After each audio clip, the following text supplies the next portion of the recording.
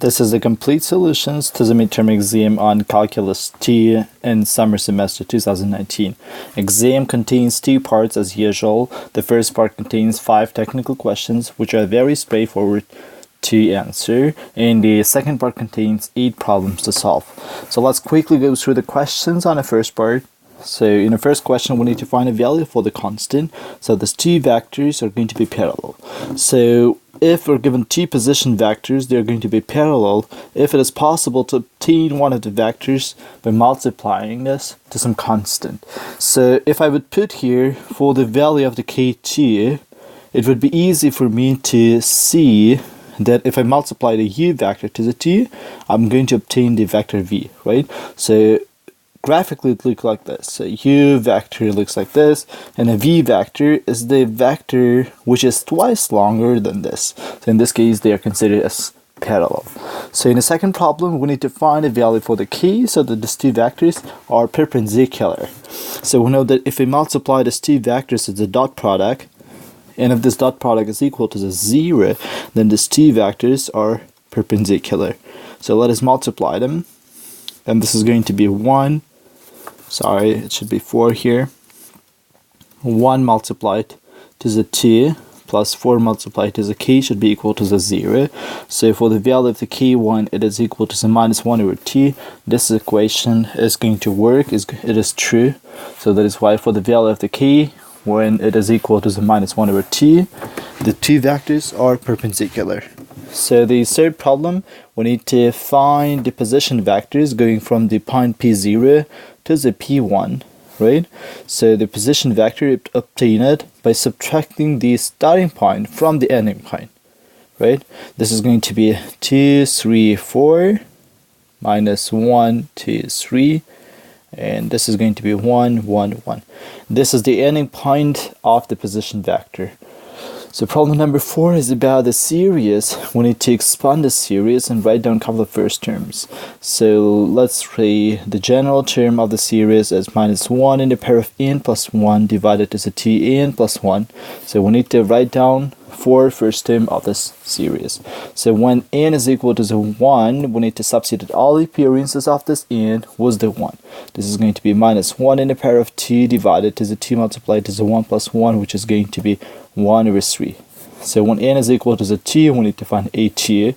This is going to be minus 1 divided to 5. When n is equal to the 3, it's going to be plus 1 divided to the 7. When n is equal to the 4, it's going to be a 4. And this is minus 1 divided to the 9. So in question number 5, we need to do the inverse operation. We're given the expanded version of the series. We need to figure out a compact form of the series, right? So first thing which I see here, that as we increase the n, starting from the 2 by the way, right? So we see here the square root of the n for all the terms, right? So obviously I will have the square root of the n here. And as I see here, the sign of the terms of the series are alternating from plus to the minus, right? Here the plus to the minus, then from minus to the plus, and so on. So when n is equal to the 2, it should be positive, right? And when n is equal to the 3, it should be negative. So that is why I'm going to write as minus 1 in the pair of n, right? So if you substitute n to be equal to the 2, it is going to be positive. When n is equal to the 3, it's going to be negative. When n is equal to the 4, it's going to be positive again. So let's go through the problems on the second part. We're given the t vectors, v and the u, or basically we're given only one vector, u. We need to find the components of the second vector, which is going to be perpendicular to this, right? So obviously, if the vector u is given like this, this is going to be infinitely many solutions for this problem, right? Because you can construct the v like this, or like this, or like this, or like this, right? For all these cases, the blue vectors are going to be perpendicular to the u. So we can see this algebraically as well, right? So the t vectors are going to be perpendicular if the scalar product is equal to the 0. So let me write down the v with its components. It's going to be v1, v2, multiplied to the components of the u is t1. This is going to be equal to the 0. From here, if I open up the brackets, it's going to be 2v1 plus v2, this is equal to the 0, right? So I just need to figure out the t values for the v1 and v2 so that this equation is going to work. For example, I can choose the v1 to be equal to the -1 and v2 to be equal to the 2, right? Or if you don't like this choice, you can choose the v1 to be equal to the 1 and v2 to be equal to the -2, right? For both of these cases, or for many other cases of the values for the v1 and v2, they are going to be perpendicular to the vector u, right?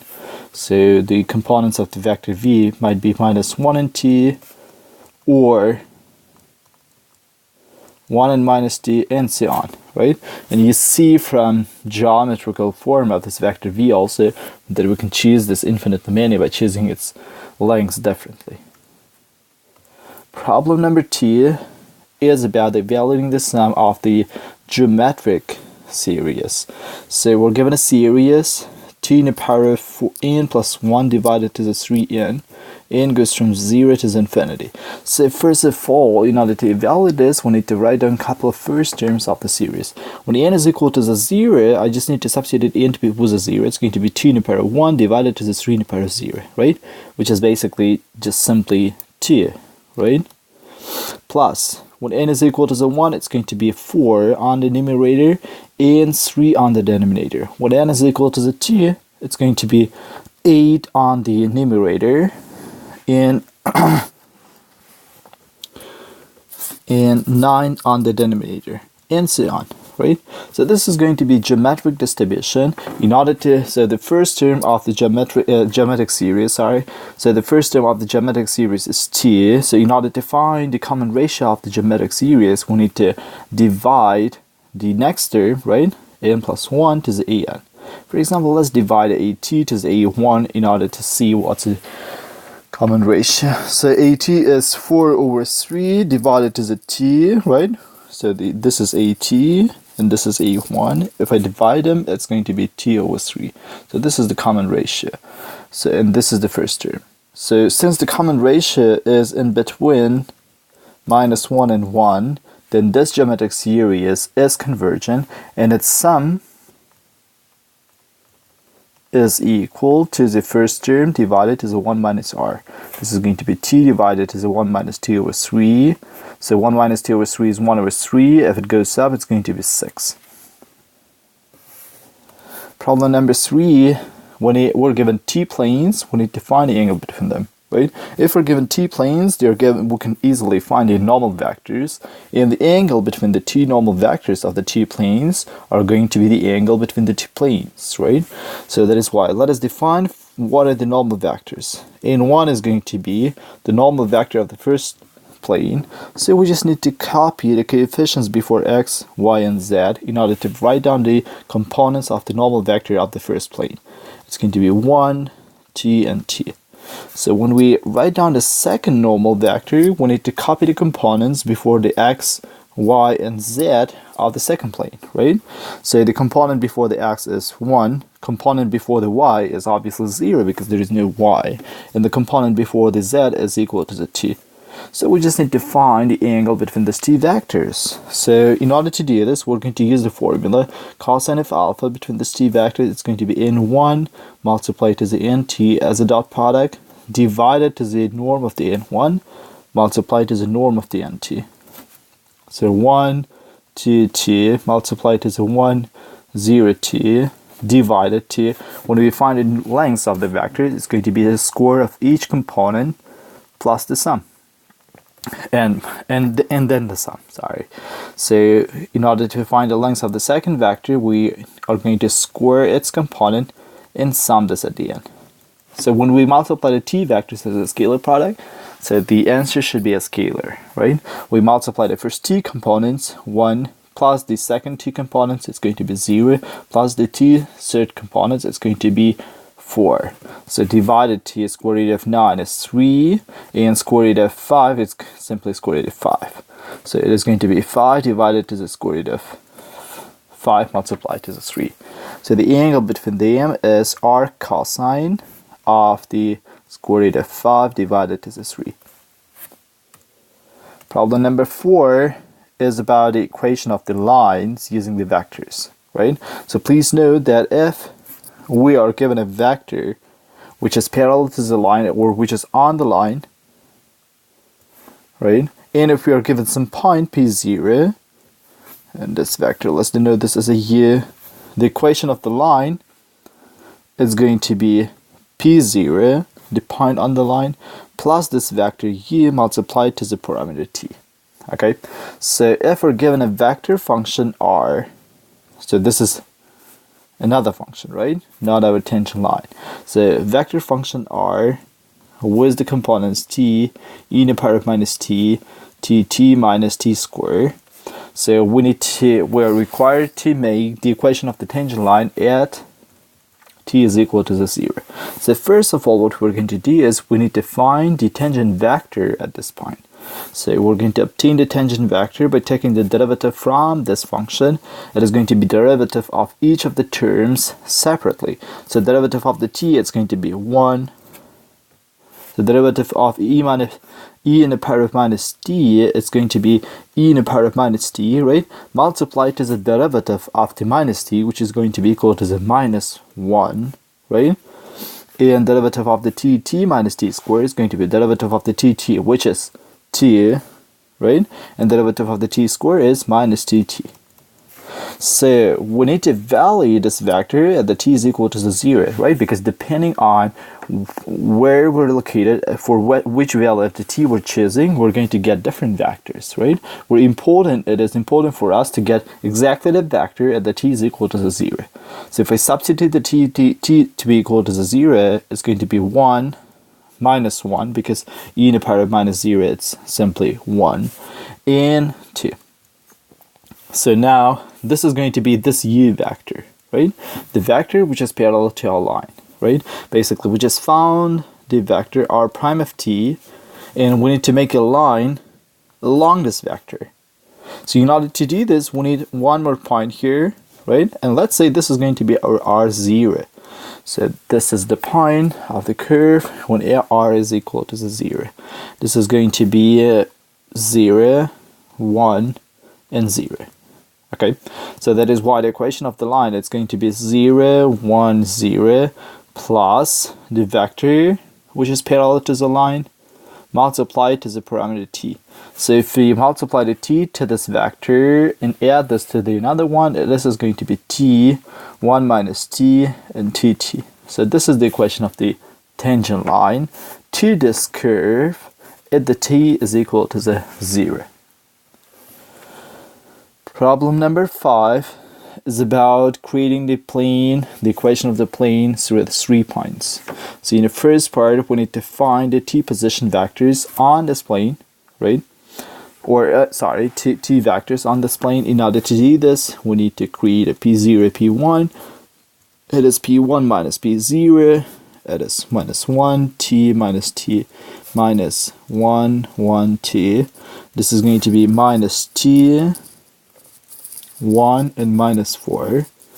So p0 pt vector is, when we subtract the pt from p0, it is going to be t minus 1 and 1 minus 1, 1, t.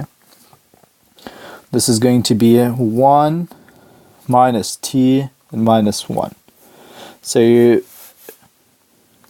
let's denote this as a u, let's denote this as a v. So we've just got the t vectors on a plane u and v. Let's say like this, v vector. And now we need to, in order to construct the plane, we need the normal vector, right? A vector which is perpendicular to all the vectors on this plane, or the vector which is perpendicular to the u and v, and we can obtain this by multiplying the u to the v as the cross product. Right? So let us multiply the u to the v as a cross product. It's going to be the determinant of the 3 by 3 matrix, where I copy the ijk on the first row.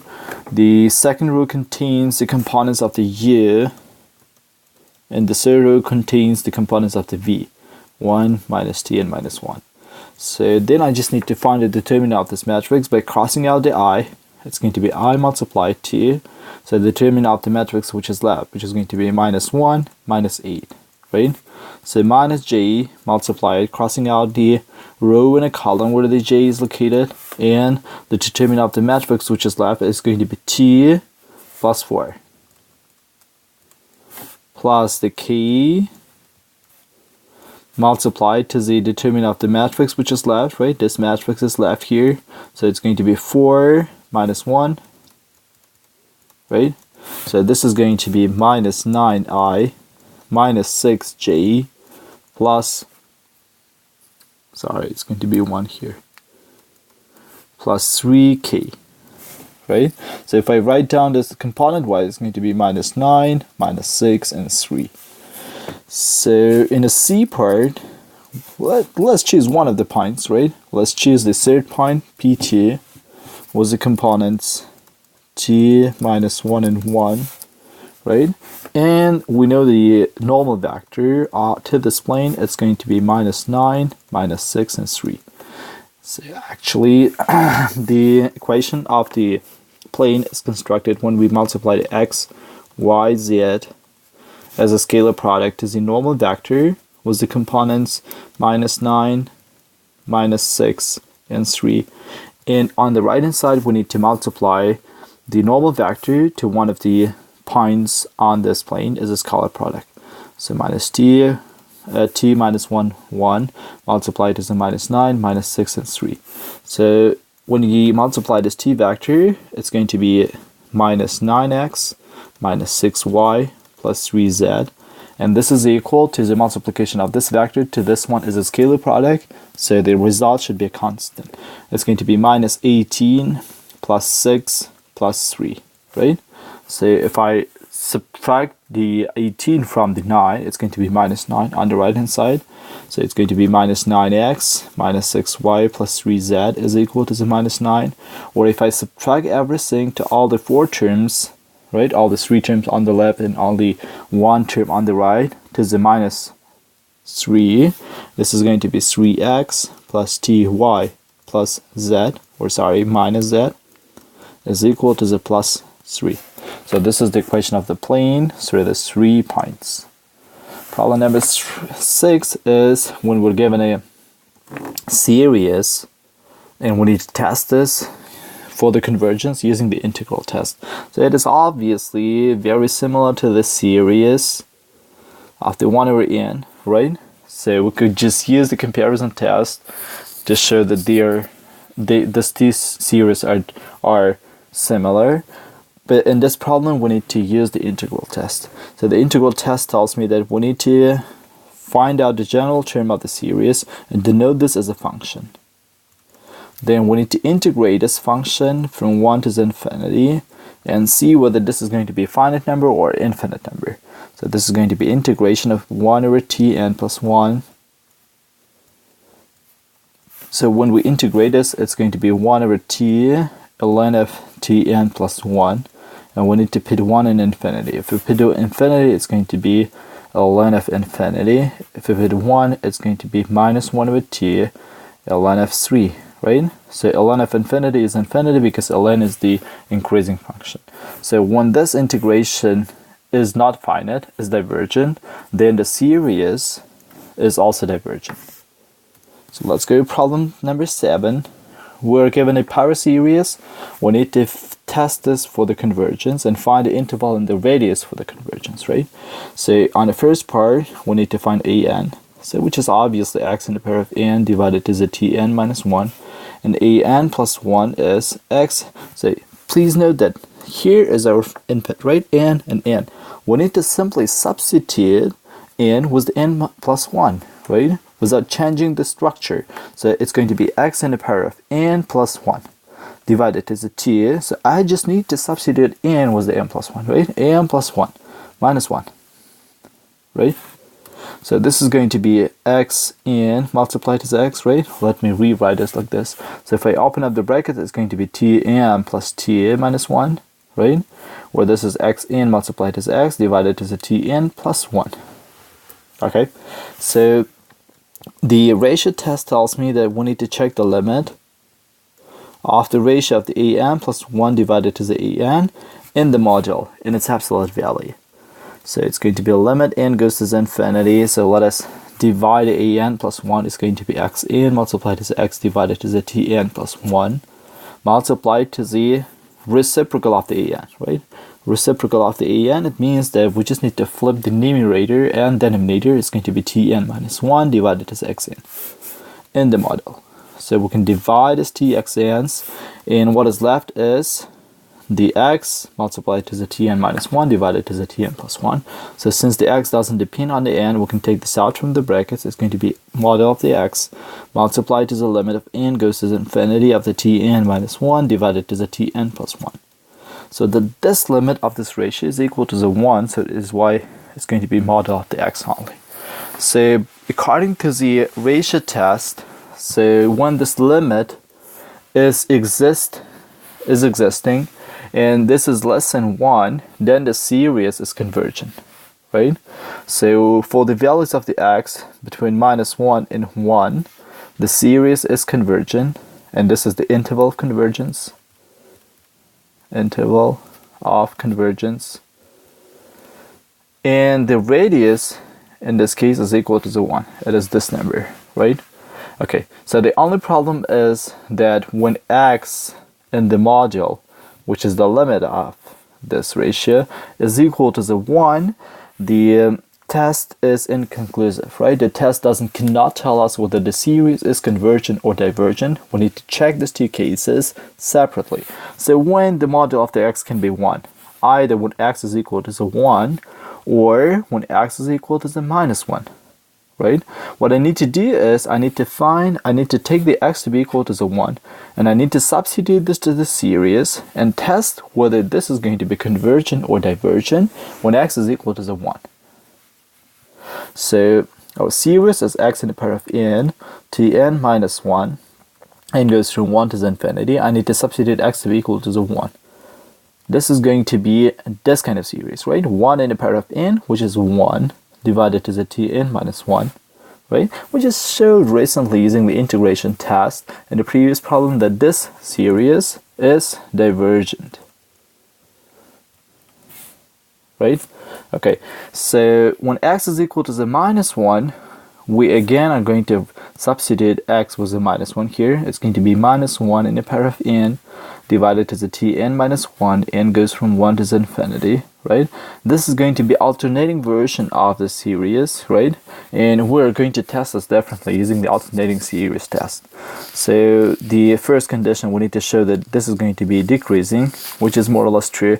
And the second condition is we need to check whether 1 over tn minus 1 is going to the 0. One would take the limit of n goes to the infinity, which is true, right? So this series is convergent, right? So that is why the interval of convergence is when we take the x between minus 1, when minus 1 is included, and 1, and the radius of convergence for this case is equal to the 1. And the last problem is about the Taylor series. We're given a function. We need to expand this in the Taylor series. So our function is f of x e in the power of minus tx. So we need to expand this around a is equal to the 0. So if you would expand this, it's going to be f of 0, right, plus f prime of 0 multiplied as x plus ft prime of 0 divided to the t factorials multiplied as x squared plus f3 prime that is 0 divided to the 3 factorials x cubed, and so on. So in order to write down the series, we need to find these 4 coefficients. Basically, we need to find the function at the 0, we need to find the derivative of the function at the 0, second derivative of the function at the 0, and the third derivative of the function at the 0.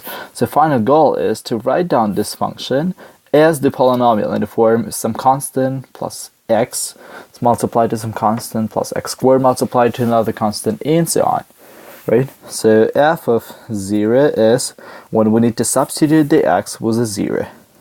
It's going to be 1. So in order to find f prime of 0, we need to first of all take the derivative of this function, right? It's going to be e in the power of minus tx multiplied to the derivative of this function, which is going to be minus t. When we substitute x to be equal to the 0 here, it is going to be f prime of 0, which is minus t. So the second derivative of this function is going to be minus t multiplied to the e in the power of minus t multiplied to the derivative of this function. It's going to be again minus t. When the x is equal to the 0, this is going to be ft prime at the 0, which is 4 simply. So the third derivative of this function is going to be plus 4 e to the power of minus tx multiplied to the derivative of this part, which is going to be minus t. When x is equal to the 0, we can obtain f3 prime at the 0. It's going to be minus 8. So if I substitute everything to here, it's going to be simply 1 minus tx, right, plus 4 over tx squared minus 8 over 6, x cubed, and so on.